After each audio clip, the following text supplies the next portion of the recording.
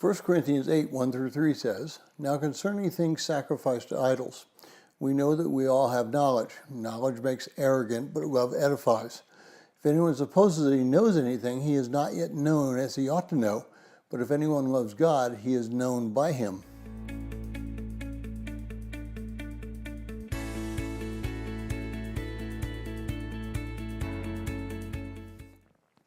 Well, if you're joining us in reading through this 90-day reading plan, today's reading is 1 Corinthians 8, and I encourage you to read that passage. How far does your responsibility towards a brother or sister in Christ extend? Does it only extend to the doors of the church, the town in which you live, or everywhere?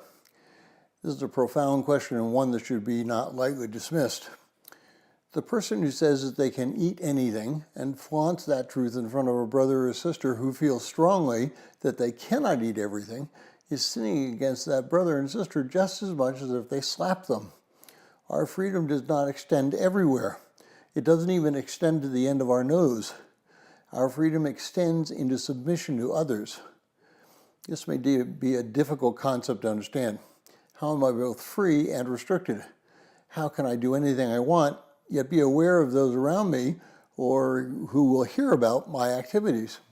Not very many years ago, it was common for a Baptist circle not to go swimming together with boys and girls. The girls would have one pool, the boys would have another. And this was done so that the boys would not look at the girls' bodies and the girls would not look at the boys' bodies. The only thing that was accomplished by this was the idea that there was something wrong with what God created.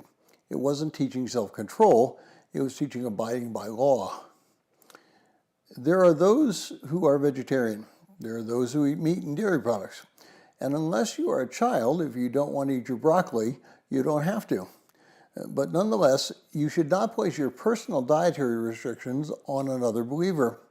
Those who don't eat meat should not be offended by those who do. And those who eat meat should not be desirous of changing those who do not eat meat. We are each other's servants, and our goal is to help others grow in Christ. Therefore, our responsibility is to build people up in the Lord, not force them to comply with our man-made regulations.